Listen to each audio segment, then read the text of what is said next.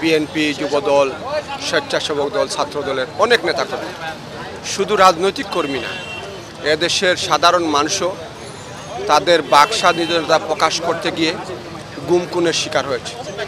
আমরা সবাই এই গুমের শিকার যারা আছেন তাদের মুক্তি চাচ্ছি। আপনারা দেখেছেন কিছুদিন পূর্বে আয়নাগর থেকে অনেক নেতাকর্মীরা বেরিয়ে আসছেন। আমরা আশা রাখি বাকি সবাইও বের হয়ে আসবেন।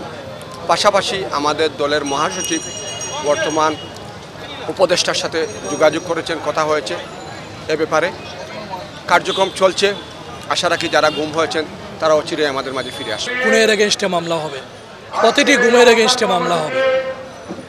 ইতিমধ্যে আয়নাগর থেকে অনেকে ফিরে এসেছেন। দীর্ঘ 17 বছরের জঞ্জাল পরিষ্কার করার জন্য ছাত্র জনতার গণ অভ্যুত্থানের মধ্য দিয়ে এই সরকার দায়িত্ব নিয়েছে। আমরা প্রত্যাশা করি তারা তাদের দায়িত্ব সুচারুরূপে পালন করবেন। এবং যারা অনেক মামলা হয়েছে, গায়েবী মামলা হয়েছে, আপনারা জানেন সকল গায়েবী মামলা গত 17 বছরের সব মামলা প্রত্যাহার হবে ইনশাল্লাহ। আমরা এটা সুস্পষ্টভাবে বলতে চাই, যত রাজনৈতিক মামলা হয়েছে, গায়েবী মামলা হয়েছে, এগুলো প্রত্যাহার হবে। এই অবস্থানের নেওয়ার মূল কারণ হচ্ছে দুর্বৃত্তায়নদের বিরুদ্ধে, যাদের বিগত জুলাই মাসে আমাদের ছাত্র যুবক যাদের বুকের তাজা রক্তে দিয়ে এই ফ্যাসিস্ট রিজমের বিরুদ্ধে অবস্থান নিয়েছিল এবং বিজয়ের পতাকা ছিনিয়ে এনেছিল, এবং সেই বিজয়কে ধরে রাখতে এবং এই স্বৈরাচারী ফ্যাসিস্ট দুর্বৃত্তরা আবার তারা বিশেষ দিনকে টার্গেট করে তারা রাস্তায় নামার কথা জানিয়েছিল।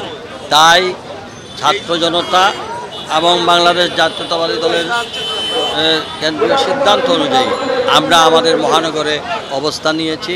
250-টিরও বেশি ডিজাইন অপশন নিয়ে ওয়ালটন স্মার্ট ফ্রিজ, বোঝে আপনার প্রয়োজন। আজকে বাংলাদেশের মানুষ রাস্তায় নেমেছে খুনি হাসিনার ফাঁসি নিশ্চিত করার জন্য। আপনি যদি একটু খেয়াল করেন তাহলে দেখবেন যে গত 15 বৎসরের পুঞ্জীবিত ক্ষোভ এবং সেই ক্ষোভের বহিঃপ্রকাশ গত 5ই আগস্ট এদেশের ছাত্র সমাজ, ছাত্র জনতা দেখিয়েছে।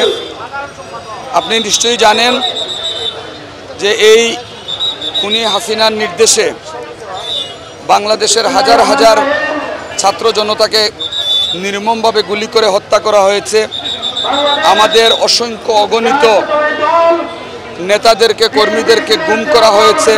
এত বছর পরে আজকে আমরা এই কোর্ট পয়েন্টে আন্দোলন সংগ্রামের সূতিকাগার, এই কোর্ট পয়েন্ট থেকেই সিলেটের সকল আন্দোলনের সৃষ্টি হয়েছিল।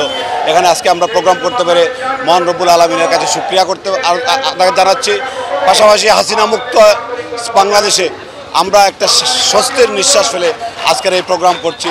অন্তত আমরা সন্ত্রাসী এই খুনি গোষ্ঠীর কাছ থেকে আমরা মুক্তি পেয়েছি, সেটা হলো আমাদের আজকের সবার আল্লাহ রব্বুল আলমকে আমরা শুকরিয়া জানাচ্ছি। গণ অভ্যুত্থানের মাধ্যমেই প্রথম কাজ আমাদের হয়েছে, আমরা খুনি হাসিনাকে এদেশ থেকে বিতাড়িত করতে পেরেছি, আওয়ামী লীগকে বিতাড়িত করতে পেরেছি। এটা হলো আমার প্রথম কাজ।